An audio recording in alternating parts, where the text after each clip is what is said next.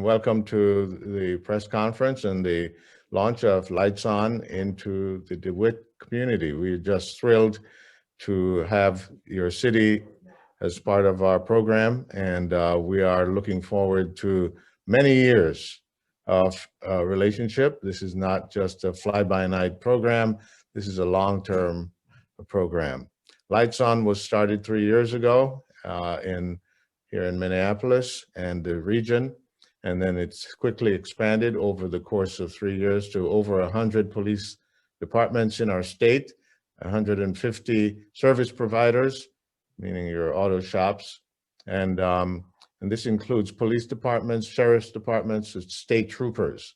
So we're pretty much saturated our state, where we cover about 85% of the population of the state, and we're expanded into Wichita, Kansas, Saugerties, New York, and you are our third out-of-state city. So we are proud to have you with us, and you're on the front end of a national movement because we're receiving interest all over the country.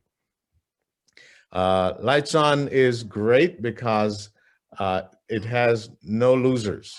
It's a win-win-win situation for both the police departments, or for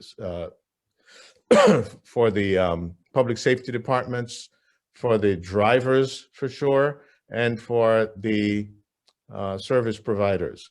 So it's a public-private nonprofit partnership, and it's a win-win-win program. Cops love it because it cuts down on the tension between police and community. They walk up to a car with the knowledge that they're going to give someone good news. Somebody's going to be happy. Someone's going to be grateful. In fact, people want to take pictures with a cop. People want to give them a hug, shake their hands. So the cops know that this is coming. So it just takes away the stress. And they know they're going to leave a healed relationship behind. We've had 3,000 lights fixed so far in the state. That's 3,000 healed interactions. And then they know that they're going to fix a problem that this person might, they could literally tell that this person's is low income. If they give them a ticket, this is going to be a real tax, almost like a poor tax on them. They're driving an older car, etc. So it just gives the cops a good feeling. And then the shops, the auto shops, are just happy to participate because this gives them a chance to give back to the community, to be seen as good players and good actors in the community. And surprise, surprise, they get new customers, because once someone goes there for the first time to get a free repair, that's a good feeling they have about that auto shop. So the auto shops love us. And by the way, the drivers say that 98% of the drivers say they had a good experience with the cops. 100% of the customers say they had a good experience at the auto shop. So when I say it's a win-win-win situation, it really, really, really is. And so then, of course, we know the drivers, they're just thrilled because they are getting relief. A lot of people have to choose between fixing that light bulb and putting food on the table. So they actually are making that choice. And many people are driving without a light because they know it. They know they have it. They're taking a chance because they have some urgent, real needs to take care of. And in fact, some police departments tell us they'll stop the same driver 3 times, and you're going to have, there are only so many warnings you can give before consequences kick in. And we know that we're stopping the downward spiral because someone could get a ticket and then they can't pay it. And then they get towed or they get their license revoked, and then their job's in jeopardy. Can't get the car out or can't pay the big fine, and next thing you know, it could be really disastrous. Now, you say, well, does everybody get this ticket? Well, we leave that up to the voucher. We leave that up to the police department. But say someone over the poverty limit gets a voucher and they can't afford it. The truth is, that there is a lot of healing that's needed between all parts of the community and the police. And in fact, one guy drove up into one of our service providers in a large BMW, and they said, "Wow, you coming to redeem a voucher?" He said, "No." He said, "I'll pay for it. I just can't believe that this program is real." So everybody leaves with a good feeling whether or not they can afford it, and that's good for everyone. I want to introduce you to Sherman Patterson. He is our program director, so he's probably going to fill in some blanks for you, tell you a little bit about himself. And oh, I didn't tell you, I'm CEO of Microgrants. I used to be a council member for the Fourth Ward, which is the Fifth Ward, I'm sorry, which is the lowest income, most diverse ward in the city. And so to be a resident here and a council member here, chair of the Public Safety Committee for about 6 years, and then able to bring this program as a private citizen into heal those relationships between a community like the one I live in and the police department that I've worked with so closely is a real gift. Sherm? Good morning. I'm Sherman Patterson. As Don said, I'm the program director of Lights On. A little bit about me. Spent over 20 years in the United States Army. Been retired retired in 2002. Also from there, I moved to, when I was in the city of Minneapolis, I was Mayor Ryback's public safety liaison for 8 years. And then I worked with I was a community engagement liaison for the Minneapolis Police Department for a bit, right up to 4 years. And then I moved into, I thought I was retired, and then Don brought me into Lights On and Microgrants. I was on the board first, and then I segued into being working with the Lights On program. So Don was just amazing and saying as he explained this. But I'm the guy I'm the boots on the ground dealing with mostly our law enforcement partners, where I go and meet with the chiefs or their appointees, their executive teams, and bringing Lights On to everyone. When I sat down with the leadership of the law enforcement, they just fell in love with it. They said, this is too good to be true. But the great thing about it is that Lights On is so transparent, authentic, and genuine. And our law enforcement partners have bought in. As you can see, we have Chief Porter here, and he was referred to us by Chief Tate from the Shakopee Police Department from Minnesota. Chief Tate has been a stellar partner. And in talking to Chief Porter, he's excited, and we were excited as we connected and moving our program into DeWitt. And as Don talked about, when we bring in Lights On, we don't set policy. It's up to the individual. It's up to the police department or that law enforcement officer, he or she, if they're going to give that voucher out to an individual who stopped. And most times they are giving that voucher out. And when they're giving that voucher out, it's just a healing process. The anxiety. I just saw the text. I'm sorry. The anxiety goes down from the motorist, and the anxiety goes down from the law enforcement officers, because we all are people.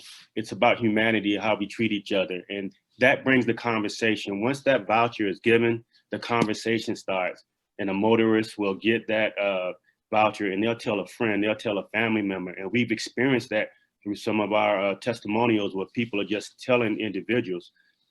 Chief Tate is from Shakopee, Minnesota. He's the Shakopee Police Department police chief. So as I was saying, though, when the word of mouth goes, for instance, we just got a call from a law enforcement partner in southern Minnesota, whose family member, who's from another police department, referred Lights On to us because an individual got a voucher, and they were so excited. He called us our law enforcement partner down in southern Minnesota, and now they're on board. We have over 100, as Don said, we had over 100 law enforcement partners. And 3 years ago, we were right at 20, and then we just really delved in, and it took off. It just took off. We're all over Minnesota. We're nationally now. We're so excited on building this, and we're looking for partners like Chief Porter, who they believe in what we're doing, and we believe in with them. And it's all about being positive. It's all about helping people. It's all about helping our law enforcement partners, because we have to come to that middle ground to where we understand one another, and it's what's best. We are all in one community. Thank you. Chief? I just kind of echo those. Very excited in DeWitt to have the program here, to be the first agency in the state to roll it out. I think it's great. I think it'll catch on very quickly. As close knit as Iowa is in the state, I think it'll roll out really quickly, and I think you'll see a lot more interest in the program.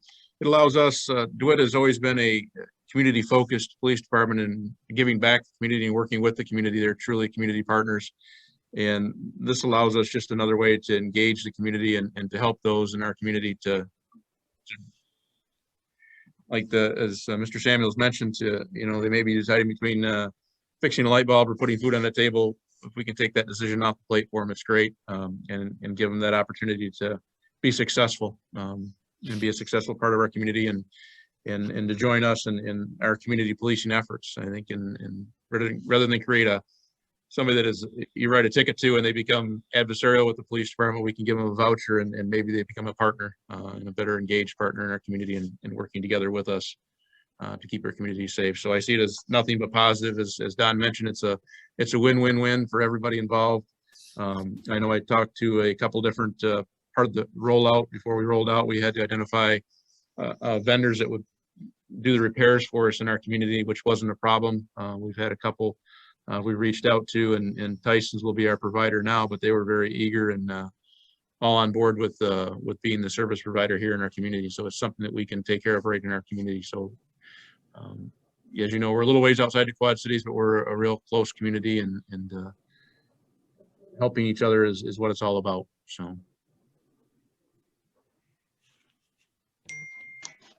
Great. Well, thank you, Don, Sherman, and Chief Porter. We have a little bit of time. If you all have any questions, you can ask those in the chat. So yeah, if you have any questions specifically about Lights On, we will answer those.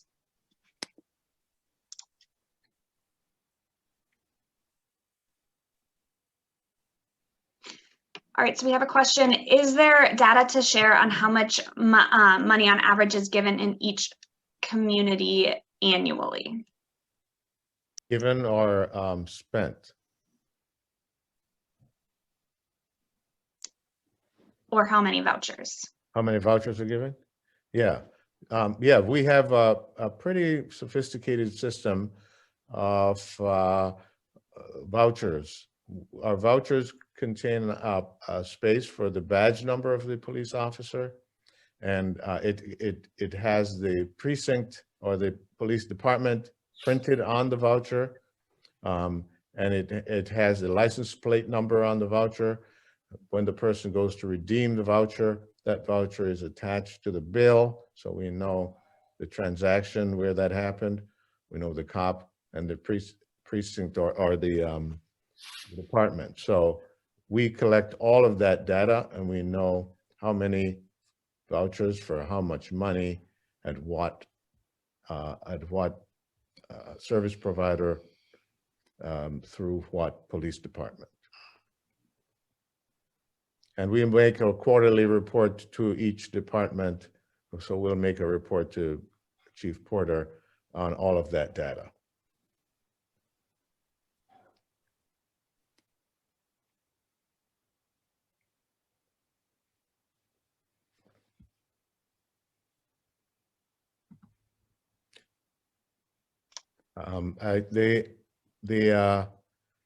The average cost of a light bulb is where are we now, Pam? I know we $56. $56, and so we will pay a maximum of $250. So if it goes over that, we will contribute that to the cost, and so that $56 is not an indication of, the low end. It's the average. But some light bulbs cost $10.50, so it's quite a range. Some of them you have to take the whole bumper off, or the whole fixture is one big thing. So labor cost can be a big part of it too.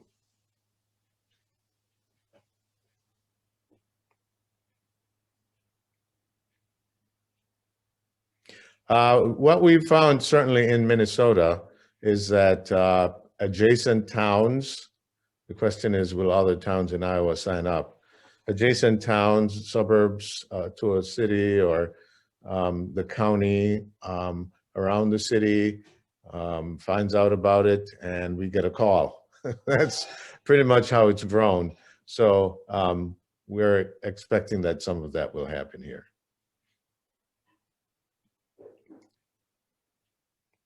Sherm, you wanted to say something? You're muted. Can you hear me now? Yeah. And we've been getting we get referrals from law enforcement departments to other law enforcement departments. They're talking and communicating, just as you can see what happened with Chief Porter from Chief Tate. So the word of mouth among law enforcement partners has been amazing and helping us with this also.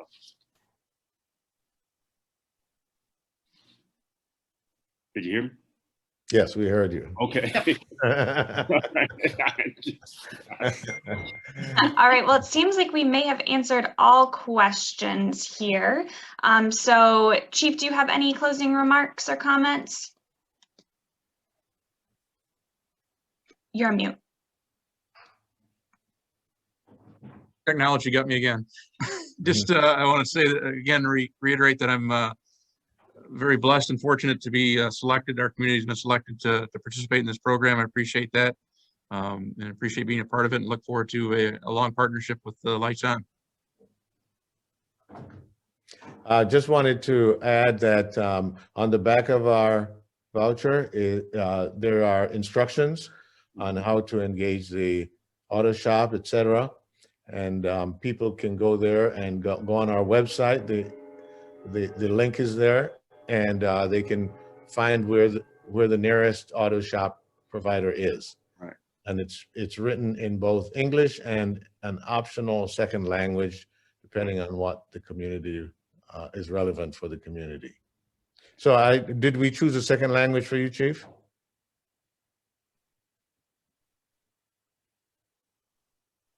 Yes, you did. Yeah, we asked them to get the job done. Okay, Yep. Great. So we look forward to a long relationship with DeWitt, and who knows, maybe the Quad Cities and will follow the incredible leadership of Chief Porter. And really quick, there was a question about, is it just at Thiessen's? At this time, yes, it is just Tyson's at this point that's doing repairs. We'll be reaching out. We've reached out to a couple other providers in town that we'll be following up with, but in the early stages, it's just going to be Tyson's for now. Mm-hmm. And when it doesn't have to be a ceremony around the addition, because whoever is added will be added on the website, and it will be seamless. All right, well, thank you all so much for joining and learning a little bit more about Lights On. We're really excited to be in DeWitt. So like I said, there was our email address in the chat if you have any further questions or follow-ups, and have a great weekend.